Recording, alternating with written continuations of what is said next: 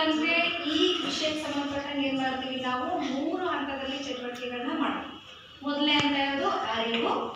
ಎರಡನೇದು ಅನುಭವ. ಮೂರನೇದು ಅವಲೋಕನ. ಎಲ್ಲ ರೆಡಿ ಆಗಿದ್ದೀರಲ್ಲ? ಶುರು ಮಾಡೋಣಲ್ಲ? ಜೋರಾಗಿ ಶುರು ಮಾಡೋಣ.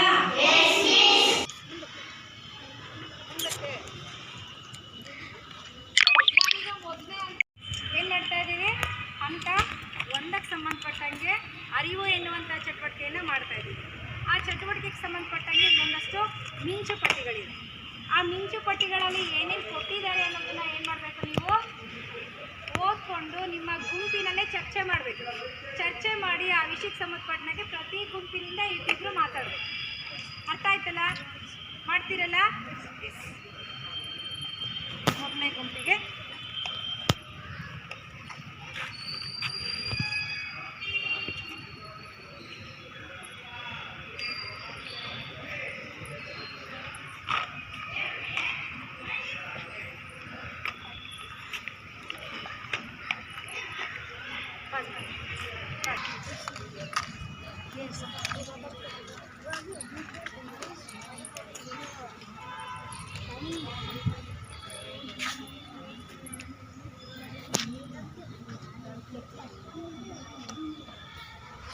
ಚರ್ಚೆ ಮಾಡ್ತಿದ್ದೀರಲ್ಲ?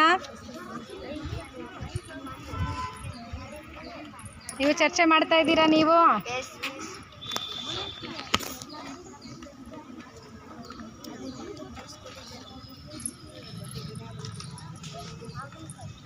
ಮಾತಾಡ್ಕೋತಿದ್ದೀರಾ? ಟಾಪಿಕ್ ಸಂಬಂಧಪಟ್ಟಂಗ ಬೇರೆನಾ? ಯಾವ ವಿಷಯ ಬಂದಿದೆಯಮ್ಮ ನಿಮಗೆ? ಶಾಲೆಯಲ್ಲಿ ಆರೋಗ್ಯಕರ ಪರಿಸರ ಹೊಂದಲು ನಾವು ಏನು ಮಾಡಬೇಕು? ಹೇಳು. ಶಾಲೆಯಲ್ಲಿ ಕೇಳಿಸ್ಕೊಳ್ಳಿ ಇಲ್ಲಿ. ಹಾಗೂ ಸ್ನೇಹಿತರ ಜೊತೆಗೆ ಆರೋಗ್ಯಕರವಾಗಿರಬೇಕು. ಜಗಳ ಆಡಬಾರ್ದು. ಮತ್ತು ಶಾಲೆಯಲ್ಲಿ ಕೊಡ್ತಕ್ಕಂಥ ಆಹಾರವನ್ನು ವೇಸ್ಟ್ ಮಾಡಬಾರ್ದು, ಚೆಲ್ಲಬಾರ್ದು. ಹಾಗೂ ಕಾರ್ಯಕ್ರಮಗಳಲ್ಲಿ ಭಾಗವಹಿಸಬೇಕು. ಹಾಡು ಹೇಳಬೇಕು, ಡ್ಯಾನ್ಸ್ ಮಾಡಬೇಕು, ನಾಟಕಗಳನ್ನು ಮಾಡಬೇಕು, ಚಿತ್ರಕಲೆಯನ್ನು ಮಾಡಬೇಕು. ಇಷ್ಟೇ. Very good. ಬರಲಿ ಚಪ್ಪಾಳೆ ತಸ್ಮಿಯಾಗೆ. ನನ್ನ ಹೆಸರು ಮದಿಹಾ ಬಾನು. ಜೋರಾಗಿ ಹೇಳು. ನನ್ನ ಹೆಸರು ಮದಿಹಾ ಬಾನು. ನಾನು 5ನೇ ತರಗತಿಯಲ್ಲಿ ಓದುತ್ತಿದ್ದೇನೆ. ಗೆಳತಿ ಸ್ನೇಹಿತರ ಜೊತೆಗೆ ಆರೋಗ್ಯಕರದಲ್ಲಿ ಇರಬೇಕು. Very good. ಇಲ್ಲಿ ಶಾಲೆಯಲ್ಲಿ ಕೊಡ್ತಕ್ಕವ ಆಹಾರವನ್ನು ವೇಸ್ಟ್ ಮಾಡಬಾರ್ದು, ಚೆಲ್ಲಬಾರ್ದು. ಎಲ್ಲ ಕಾರ್ಯಕ್ರಮದಲ್ಲಿ ಭಾಗವಹಿಸಬೇಕು. ಶಿಕ್ಷಕರ ಮಾತು ಕೇಳಬೇಕು. ಫ್ರೆಂಡ್ಸ್ ಜೊತೆ ಚೆನ್ನಾಗಿರ್ಬೇಕು, ಜಗಳ ಆಡಬಾರ್ದು. ವೆರಿ ಗುಡ್ ಅಲ್ವಾ? ಬರಲಿ ಮದಿಯಾಗಿ ಚಪ್ಪಾಳೆ. ಹೆಸರು ಸಫಾನೋರೆ. ನಾನು 5ನೇ ತರಗತಿಯಲ್ಲಿ ಓದುತ್ತಿದ್ದೇನೆ. ನಾನು ಹೇಳುತ್ತಿರುವುದು ದೈಹಿಕ ಸ್ವಾಸ್ಥ್ಯ ಆರೋಗ್ಯವನ್ನು ನೀವೇ ಹೇಗೆ ಹೆಚ್ಚಿಸಿಕೊಳ್ಳುವಿರಿ? ಕೇಕ್ ತಿನ್ನಬಾರದು, ಹಾಲು ಕುಡಿಬೇಕು, ಮೊಟ್ಟೆ ತಿನ್ನಬೇಕು, ಬೂಸ್ಟ್ ಕುಡಿಬೇಕು, ತರಕಾರಿ ತಿನ್ನಬೇಕು, ಹಣ್ಣು ತಿನ್ನಬೇಕು, ಯೋಗ ಮಾಡಬೇಕು, ಧ್ಯಾನ ಮಾಡಬೇಕು. Very good. ಇವೆಲ್ಲದರೂ ಮಾಡೋದ್ರಿಂದ ನಮ್ಮ ಆರೋಗ್ಯ ಚೆನ್ನಾಗಿರುತ್ತೆ ಅಲ್ವಾ? ಮತ್ತೆ ಯಾರು ಹೇಳ್ತೀರಿ ನಿಮ್ಮ ಟೀಮಿಂದ? ರೇಖಾ. ನನ್ನ ಹೆಸರು ರೇಖಾ. ನಾನು 5ನೇ ತರಗತಿಯಲ್ಲಿ ಓದುತ್ತಿದ್ದೇನೆ. ನಾನು ಡೈರೆಕ್ಟಾಗಿ ಹೇಳ್ಬಿಡು. ದೈಹಿಕ ಸ್ವಾಸ್ಥ್ಯವನ್ನು ನೀನು ಹೇಗೆ ಕಾಪಾಡ್ಕೋತೀಯ ಹೇಳು. ನಾನು ಕ್ಲೀನಾಗೆ ಇರಬೇಕು. ಕ್ಲೀನ್ ಅಂದರೆ ಸ್ವಚ್ಛತೆಯಿಂದ ಇರಬೇಕು. ತಲೆ ಬಾಚಬೇಕು, ಆಮೇಲೆ ಹಲ್ಲುಜ್ಬೇಕು, ಸ್ನಾನ ಮಾಡಬೇಕು, ಮತ್ತೆ ಹಾಲು ಕುಡಿಬೇಕು, ಮತ್ತೆ ಬೇಕರಿಗಿರೋದು ಐಟಮ್ ಏನು ತಿನ್ನಬಾರ್ದು. Very good. ಮತ್ತೆ ಅಂಗಡಿಗಳ ಐಟಮ್ ಮತ್ತೆ ತಿನ್ನಬಾರದು. ಮನೆಯಲ್ಲಿ ಮಾಡಿದ ಅಡುಗೆಯನ್ನು ತಿನ್ನಬೇಕು. ಬಿಸಿ ಅಡುಗೆನ ತಿನ್ಬೇಕು. Very good. ಬರಲಿ ರೇಖಾಗೆ ಚಪ್ಪಾಳೆ. ಮಾನಸಿಕ ಸ್ವಾಸ್ಥ್ಯವನ್ನು ಆರೋಗ್ಯ ಅಂತಾನೆ ಅರ್ಥ ಅದ್ರದ್ದು. ಆರೋಗ್ಯ ನೀವು ಹೇಗೆ ಹೆಚ್ಚಿಸಿಕೊಳ್ಳುವಿರಿ. ಹೇಗೆ ಹೆಚ್ಚಿಸ್ಕೊತೀರಾ ಹೇಳಿ. ನಾನು ಕೆಟ್ಟದನ್ನು ನೋಡುವುದಿಲ್ಲ, ಕೆಟ್ಟದನ್ನು ಮಾಡುವುದಿಲ್ಲ, ಜ್ವರ ಕೇಳು, ಕೇಳುವುದಿಲ್ಲ. Very good. ಕೇಳಿಸ್ಕೊ. ದೊಡ್ಡವರಿಗೆ ಗೌರವ ಕೊಡುತ್ತೀನಿ. ನನ್ನ ಸ್ನೇಹಿತರದ್ದು ಗೌರವದಿಂದ ಮಾತಾಡಿಸುತ್ತೇನೆ. ಆಮೇಲೆ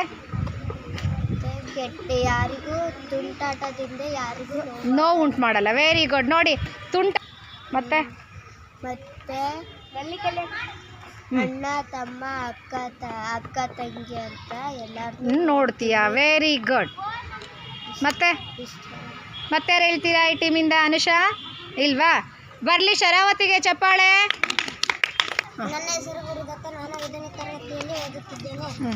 ನಾನು ಉತ್ತಮ ಆರೋಗ್ಯಕ್ಕೆ ದಿನನಿತ್ಯ ಮಾಡಬಹುದಾದ ಚಟುವಟಿಕೆಗಳು: ದಿನನಿತ್ಯ ಬೆಳಗ್ಗೆ ಬೇಗನೆ ಎದ್ದು ಹಲ್ಲುಜ್ಜಿ ಸ್ನಾನ ಮಾಡಿ ದೇವರ ಪ್ರಾರ್ಥನೆ ಮಾಡಿ ಊಟ ಸೇವಿಸಿ ಹಾಗೂ ಸ್ಕೂಲಿಗೆ ಬಂದು ಇದು ಸ್ಕೂಲಲ್ಲಿ ಚಟುವಟಿಕೆಗಳು ಹೇಳಿದರೆ ಮಾಡಬೇಕು. ಹಾಗೆ ನಾಟಕ ಏನಾರು ಹೇಳಿದ್ರೆ ಮಾಡಬೇಕು. ಆಮೇಲೆ ಹೋಮ್ವರ್ಕ್ ಮಾಡಬೇಕು. ಆಮೇಲೆ ಶಾಲೆಯಲ್ಲಿ ಏನಾದರೂ ಚಟುವಟಿಕೆ ಮಾಡಿಸಿದ್ರೆ ಅಲ್ವಾ? ದೈಹಿಕ ಶಿಕ್ಷಣ ಏನು ಮಾಡ್ತೀವಿ? ಶನಿವಾರ ದಿನ ಮಾಸ್ಪಿಟಿ ಮಾಡಿಸ್ತಾರಲ್ವಾ? ಮಾಡಬೇಕು. ಆರೋಗ್ಯವನ್ನು ಚೆನ್ನಾಗಿ ನೋಡ್ಕೋಬೇಕು ಅಲ್ವಾ? ಆಮೇಲೆ ಹಾಗೂ ಹಣ್ಣು ತರಕಾರಿ ಸೇವಿಸಬೇಕು. ಜೋರಾಗಿ ಹೇಳು. ನನ್ನ ಹೆಸರು ಮೌನಿಕಾ. ನಾನು 4ನೇ ತರಗತಿಯಲ್ಲಿ ಓದುತ್ತಿದ್ದೇನೆ. ನಾನು ಹೇಳುತ್ತಿರುವ ಉತ್ತಮ ಆರೋಗ್ಯಕ್ಕಾಗಿ ದಿನನಿತ್ಯ ಮಾಡಬೇಕಾದ ಚಟುವಟಿಕೆಗಳು: ಏನೇನು ಮಾಡಬೇಕು? ಬೆಳಗ್ಗೆ ಬೇಗ ಎದ್ದು ಹಲ್ಲು ಉಜ್ಜಬೇಕು, ಸ್ನಾನ ಮಾಡಬೇಕು, ಸ್ಕೂಲ್ ಒಳಗೆ ಬಂದು ಸ್ವಚ್ಛವಾಗಿ ಇಡಬೇಕು, ಶಾಲಾ ವಾತಾವರಣವನ್ನು ಸ್ವಚ್ಛವಾಗಿ ಇಟ್ಕೋಬೇಕು. ಆಮೇಲೆ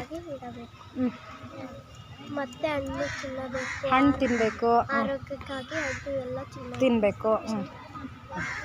ನನ್ನ ಹೆಸರು ನಾನೇಶ್. ನಾನು 5ನೇ ತರಗತಿ ಓದುತ್ತಿದ್ದೇನೆ. ನನಗೆ ಬಂದಿರುವ ವರ್ಷ ಆರೋಗ್ಯಕರದ ಜೀವನ ಶೈಲಿಗೆ ಪೌಷ್ಟಿಕ ಆಹಾರದ ಅಗತ್ಯವಿದೆ. ಹೌದು, ನಮಗೆ ಪೌಷ್ಟಿಕ ಆಹಾರದ ಅಗತ್ಯವಿದೆ. ನಮಗೆ ಬುದ್ಧಿ ಹೆಚ್ಚಾಗಲು, ಶಕ್ತಿ ಹೆಚ್ಚಾಗಲು ನಮಗೆ ಪೌಷ್ಟಿಕ ಆಹಾರ ಬೇಕು. ನಮಗೆ ತಲೆನೋವು, ಕಾಲು ನೋವು ಬರಬಾರದೆಂದರೆ ನಾವು ಪೌಷ್ಟಿಕ ಆಹಾರಗಳನ್ನು ಸೇವಿಸಬೇಕು. ನನ್ನ 2 ಮಾತುಗಳನ್ನು ಮುಗಿಸಿ. ನನಗೆ ಬಂದಿರುವ ವಿಷಯ ಆರೋಗ್ಯಕರ ಜೀವನ ಶೈಲಿಗೆ ಪೌಷ್ಟಿಕರ ಆಹಾರ ಇದೆಯಾ? ಅಗತ್ಯ. ಹಣ್ಣುಗಳು, ತರಕಾರಿಗಳು, ಆಮೇಲೆ ಹಸಿರು ತರಕಾರಿಗಳನ್ನು ತಿನ್ನಬೇಕು. ನಮಗೆ ಓದಲು, ಬರೆಯಲು, ಆಟ ಆಡಲು ಪೌಷ್ಟಿಕ ಆಹಾರ ಬೇಕೇ ಬೇಕು. Very good. ಬರಲಿ ಚಪ್ಪಾಳೆ ನಂದಿತಾಗೆ.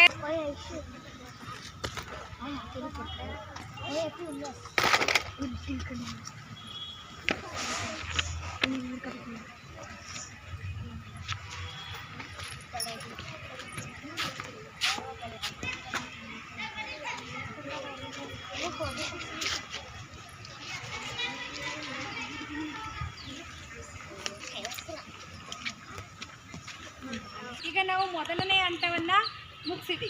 ಮೊದಲನೇ ಹಂತದಲ್ಲಿ ನೀವೆಲ್ಲರೂ ಗುಂಪುವಾರು ನಿಮ್ಗೆ ಬಂದಿರ್ತಕ್ಕಂಥ ಮಿಂಚುಪಟ್ಟಿಲಿರ್ತಕ್ಕಂಥ ವಿಷಯದ ಕುರಿತು ಚರ್ಚೆ ಮಾಡಿ ವಿಷಯವನ್ನು ಪ್ರಸ್ತುತಪಡಿಸಿದ್ದೀರಲ್ವಾ? ನಾವೀಗ ಹಂತ 2ಕ್ಕೆ ಹೋಗೋಣ. ಯಾವುದಕ್ಕೆ? ಹಂತ 2ಕ್ಕೆ ಹೋಗೋಣ. ಹಂತ 2 ಏನು ಹೇಳುತ್ತೆ ಅಂತ ಹೇಳಿದ್ರೆ ಅನುಭವ ಅಂತ ಇದೆ. ಮಾತನಾಡಿ ಅಂತ, ನಿಮ್ಮ ಮಾತಿನ ಮೂಲಕ ನಿಮ್ಮ ಆಲೋಚನೆಗಳು ತಿಳಿಯಲಿ ಅಂತ ಇಲ್ಲಿ ಒಂದಷ್ಟು ಚೀಟಿಗಳಿದೆ. ಪ್ರತಿಯೊಂದು ಟೀಮ್ನವರು ಬಂದು ಒಂದು ಚೀಟಿಯನ್ನು ತಗೊಂಡು ಆ ಚೀಟಿನಲ್ಲಿ ಏನಿದೆ ಅನ್ನೋದ್ರ ಬಗ್ಗೆ ತಿಳ್ಕೊಂಡು ಬಂದು ಮಾತಾಡ್ತೀವಿ. ಉಳಿದವರನ್ನ ಕೇಳಿಸ್ಕೋಬೇಕು. ನೀವು ಪಿಕ್ ಆ್ಯಂಡ್ ಸ್ಪೀಕ್ ಮಾಡ್ತೀರಲ್ಲ, ಆಶುಭಾಷಣ ಇದೆ ಅಲ್ವಾ? ಅದೇ ಥರ ಇಲ್ಲಿ ಈ ವಿಷಯಕ್ಕೆ ಸಂಬಂಧಪಟ್ಟಂಗೆ ಮಾತ್ರ ಚೀಟಿಗಳಿರ್ತವೆ. ನೀವು ಬಂದುಬಿಟ್ಟು ವಿಷಯನ ತಗೊಂಡು 2 ನಿಮಿಷ 2 ಸೆಕೆಂಡ್ ಯೋಚನೆ ಮಾಡಿ ಆ ವಿಷಯದ ಬಗ್ಗೆ ಮಾತಾಡ್ತೀರಲ್ಲ. ಶುರು ಮಾಡಿ. ಸರಿ.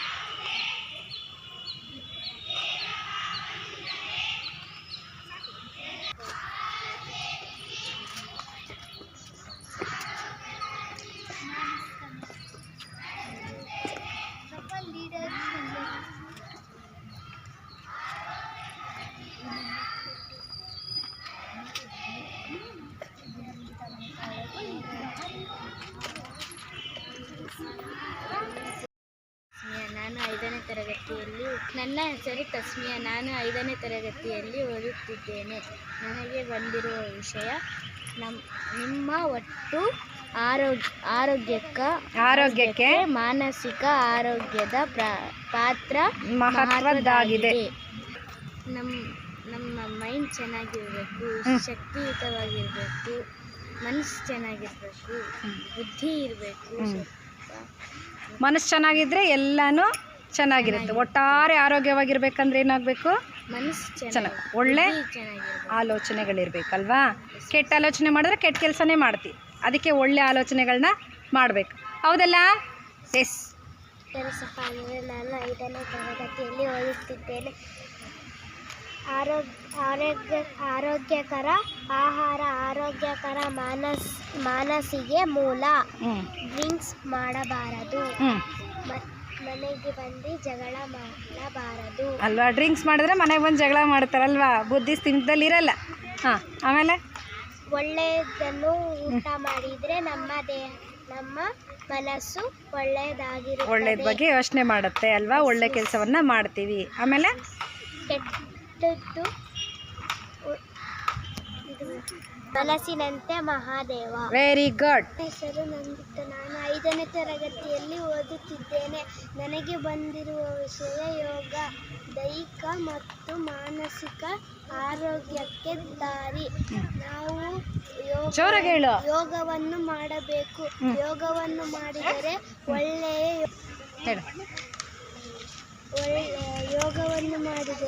ಒಳ್ಳೆಯ ಆಲೋಚನೆಗಳು ಬರುತ್ತವೆ.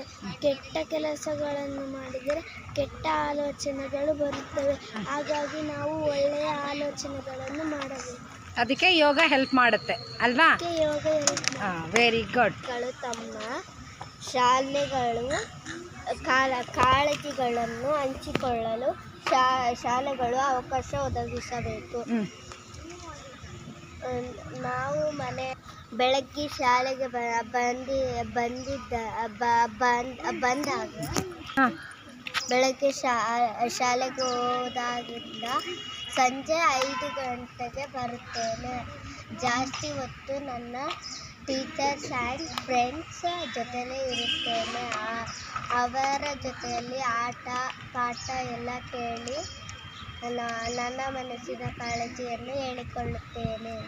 Very good. ಅದಕ್ಕೆ ಶಾಲೆಗಳಲ್ಲಿ ಅವಕಾಶ ಸಿಗಬೇಕು.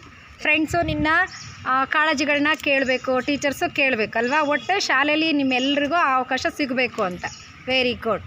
ನನ್ನ ಹೆಸರು ಗುರುದತ್ತ. ನಾನು 5ನೇ ತರಗತಿಯಲ್ಲಿ ಓದುತ್ತಿದ್ದೇನೆ. ನನಗೆ ಬಂದಿರುವ ವಿಷಯ ನಿಮ್ಮ ಭಯ ಆತಂಕ ಸಂದೇಹಗಳನ್ನು ಕುಟುಂಬದವರ ಜೊತೆ ಹಂಚಿಕೊಳ್ಳಿ. ನಾವು ಯಾರಾದರೂ ರೋಡಲ್ಲಿ ಭಯ ಮಾಡಿದರೆ ಟೀಚರ್ಸ್ಗೆ, ಅಪ್ಪ ತಂದೆ ಅಮ್ಮಗೆ ಹೇಳಬೇಕು. ಹಾಗೂ ಸ್ಕೂಲಲ್ಲಿ ಚಟುವಟಿಕೆಗಳು ಹೇಳಿದರೆ ನಾವು ಅಪ್ಪ ಅಮ್ಮರಿಗೆ ಹೇಳಿ ಅವರು ನಮ್ಮನ್ನು ಸೇರಿಸುತ್ತಾರೆ ಚಟುವಟಿಕೆಗೆ. ಹಾಗೂ ನಾವು ರೋಡಲ್ಲಿ ಯಾರಾದರೂ ಏನಾದರೂ ಎದುರಿಸಿದರೆ ನಾವು ಅಪ್ಪ ಅಮ್ಮಗೆ ಟೀಚರ್ಗೆ ಹೇಳಬೇಕು. Very good.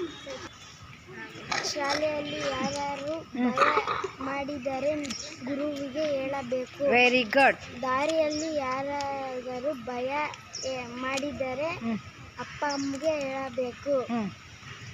ಹಾಗಾಗಿ ನಮಗೆ ತೊಂದರೆ ದೂರ ಆಗುತ್ತಲ್ವಾ? ಹಾಗಾಗಿ ನಮಗೆ ತೊಂದರೆ ದೂರ ಆಗುತ್ತೆ. ಜೋರಾಗಿ ಹೇಳ್ಬೇಕು. ನೀವೇ ಹೇಳ್ಕೊತೀರಲ್ಲ, ಕೇಳಂಗೆ ಹೇಳ್ಬೇಕು. ನಿಮ್ಮ ಭಯ ಆತಂಕ ಸಂದೇಹಗಳನ್ನು ಕುಟುಂಬದ ಜೊತೆ ಹಂಚಿಕೊಳ್ಳಿ. ನನ್ನನ್ನು ದಾರಿಯಲ್ಲಿ ಯಾರಾದರೂ ಹೊಡೆದರೆ ನಾವು ತಂದೆ ತಾಯಿಗೆ ಹೇಳಬೇಕು. ನನ್ನನ್ನು ಶಾಲೆಯಲ್ಲಿ ಯಾರಾದರೂ ಬೈದು ಹೊಡೆದರೆ ನಾವು ಗುರುಗಳಿಗೆ ಹೇಳಬೇಕು. ಮನೇಲಿ ತಂದೆ ತಾಯಿಗಳಿಗೆ ಹೇಳ್ಬೇಕು. ಯಾವ ವಿಷಯನೂ ಮುಚ್ಚಿಡಬಾರ್ದು ಅಲ್ವಾ? Very good. ನಾನು 5ನೇ ತರಗತಿ ಓದುತ್ತಿದ್ದೆ. ನನಗೆ ಬಂದಿರುವ ವಿಷಯ ಪಿಜ್ಜಾ, ಬರ್ಗರ್ ಮೊದಲಾದವುಗಳು ನಮಗೆ ರೋಗಗಳನ್ನು ತರುತ್ತವೆ. ಹೌದು, ನಮಗೆ ರೋಗಗಳನ್ನು ತರುತ್ತದೆ. ಮತ್ತು ನಾವು ಹೋಟೆಲ್ ಮತ್ತು ಬೇಕರಿಯಲ್ಲಿ ಮಾಡಿರುವ ವಸ್ತುಗಳನ್ನು ತಿನ್ನಬಾರದು. ಎಕ್ಸ್ಪೈರಿ ಡೇಟ್ ಆಗಿರುವ ವಸ್ತುಗಳನ್ನು ಕೊಡುತ್ತಾರೆ. ಎಕ್ಸ್ಪೈರಿ ಡೇಟ್ ಆಗಿರುವ ಕ್ರೀಮ್ಗಳನ್ನು ಮತ್ತು ಕೇಕ್ಗಳನ್ನು ಕೊಡುತ್ತಾರೆ. ನಮಗೆ ಕ್ಯಾನ್ಸರ್ ಮತ್ತು ಹೊಟ್ಟೆ ನೋವು, ನಮಗೆ ಗಂಟಲು ನೋವು ಕೂಡ ಬರುತ್ತದೆ. ನಾವು ಪಿಜ್ಜಾ ಬರ್ಗರ್ ತಿಂದರೆ ನಮಗೆ ಹೊಟ್ಟೆ ನೋವು, ಎದೆ ನೋವು ಬರಬಹುದು. ನಾವು ಬರ್ಗರ್ ತಿನ್ನುವಾಗ ಎಲ್ಲ ಒಂದು ಸಣ್ಣ ಕಲ್ಲು ಬಿದ್ದಾಗ ತಿನ್ನುತ್ತೇವೆ. ಅದು ನಮ್ಮ ಹೃದಯಕ್ಕೆ ಬೇಡ, ಹೃದಯಕ್ಕೆ ಹೋಗಲ್ಲ, ಬೇಡ, ಆ ದೇಹಕ್ಕೆ ತೊಂದರೆ ಆಗುತ್ತೆ ಕ್ಯಾನ್ಸರ್. ಈಗ ನಾವು 2 ಹಂತವನ್ನು ಮುಗಿಸಿದೀವಲ್ವಾ, ಈಗ 3ನೇ ಹಂತ. ಆ 3ನೇ ಹಂತದ ಚಟುವಟಿಕೆ ಬಂದು ಊಹಾಲೋಕಕ್ಕೆ ಹೋಗೋಣವೇ ಅಂತ. ಊಹಾಲೋಕಕ್ಕೆ ಹೋಗೋಣವೇ ಅಂತ ಇಲ್ಲಿ ಕೆಲವೊಂದಷ್ಟು ವಿಷಯಗಳನ್ನ ನಿಮಗೆ ಕೊಡ್ತೀವಿ. ಆ ವಿಷಯಕ್ಕೆ ಸಂಬಂಧಪಟ್ಟಂಗೆ ಯಾವುದಾದ್ರೂ ಒಂದು ವಿಷಯವನ್ನು ನೆನಪಲ್ಲಿಟ್ಕೊಂಡು ಅದಕ್ಕೆ ಸಂಬಂಧಪಟ್ಟಂಗೆ ಚಿತ್ರವನ್ನು ಹಾಳೆನಲ್ಲಿ ಬರೆದು ಬಣ್ಣವನ್ನು ಹಾಕ್ತೀವಿ. ಉದಾಹರಣೆಗೆ ಆರೋಗ್ಯಕರ ಅಭ್ಯಾಸಗಳು ಅಂತ ಇದೆ. ಆರೋಗ್ಯಕರ ಅಭ್ಯಾಸ ಅಂದರೆ ಸ್ನಾನ ಮಾಡೋದು, ಹಲ್ಲುಜ್ಜೋದು, ಆಮೇಲೆ ಯೋಗವನ್ನು ಮಾಡೋದು, ಎಕ್ಸಸೈಸ್ ಮಾಡೋದು, ಅಲ್ವಾ, ದೇವರಿಗೆ ಪ್ರಾರ್ಥನೆ ಮಾಡೋದು, ಇವೆಲ್ಲ ಆರೋಗ್ಯಕರ ಅಭ್ಯಾಸ. ಅದ್ರದ್ದು ಯಾವುದಾದ್ರೂ ಒಂದು ಚಿತ್ರವನ್ನು ಬರಿಬೇಕು. ಆಮೇಲೆ ಆರೋಗ್ಯಕರ ತರಕಾರಿ ನೋಡಿದ್ದೀರಲ್ವ, ಯಾವ್ಯಾವ ತರಕಾರಿಗಳು ಒಳ್ಳೆಯದು ಅಂತೇಳಿ ಅವುಗಳ ಚಿತ್ರವನ್ನು ಬರೆದು ಬಣ್ಣವನ್ನು ಹಾಕಬೇಕು. ಆಮೇಲೆ ಆರೋಗ್ಯಕರ ಗ್ರಾಮ, ಒಂದು ಊರಿದೆ ಅಂತ ಇಟ್ಕೊಳ್ಳಿ. ಆ ಊರು ಆರೋಗ್ಯಕರವಾಗಿರ್ಬೇಕಂದ್ರೆ ಅಲ್ಲಿ ಏನಿರಬೇಕು, ಆಸ್ಪತ್ರೆ ಇರಬೇಕು, ಶಾಲೆ ಇರಬೇಕು, ಚರಂಡಿ ಇರಬೇಕು, ಮನೆಗಳಿರಬೇಕು, ಎಲ್ಲ ಸ್ವಚ್ಛವಾಗಿರ್ಬೇಕು. ಅಂಥದ್ದೊಂದು ಚಿತ್ರವನ್ನು ಒಂದೇ ಹಾಳೆನಲ್ಲಿ ಬರೋ ಥರ ಬಿಡಿಸ್ಬೇಕಾಗುತ್ತೆ. ಬಿಡಿಸ್ತೀರಲ್ಲ. ಆಮೇಲೆ ಇನ್ನೊಂದು ಆರೋಗ್ಯಕರ ಕುಟುಂಬ. ಒಂದು ಕುಟುಂಬ ಇದೆ, ಅಪ್ಪ ಅಮ್ಮ ಮಕ್ಕಳು ಇರ್ತಾರೆ, ಅವರು ಆರೋಗ್ಯಕರವಾಗಿದ್ದಾರೆ ಅನ್ನೋ ರೀತಿಯಲ್ಲಿ ನೀವು ತಂದೆ ತಾಯಿ ಮತ್ತು ಮಕ್ಕಳ ಚಿತ್ರವನ್ನು ಬರೆದು ಬಣ್ಣ ಹಾಕ್ತೀರಲ್ಲ. ಮಾಡೋಣವಾ? ಈಗ ನಿಮಗೆ ಯಾರೇ ಚಿತ್ರದವರಿಗೆ ಹಾಳೆಯನ್ನು ಕೊಡ್ತೀವಿ.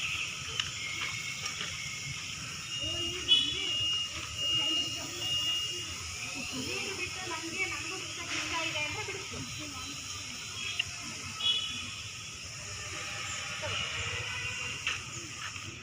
ಮೋನಿಕಾ,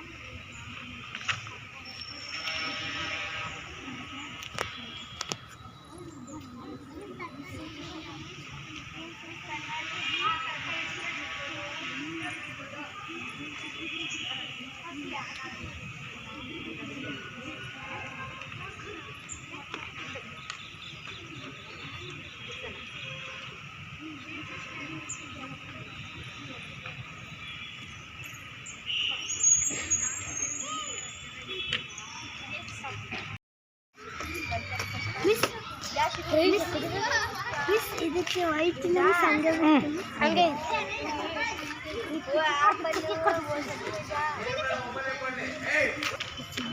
ಇದು ಕಷ್ಟ. ಚಲೋ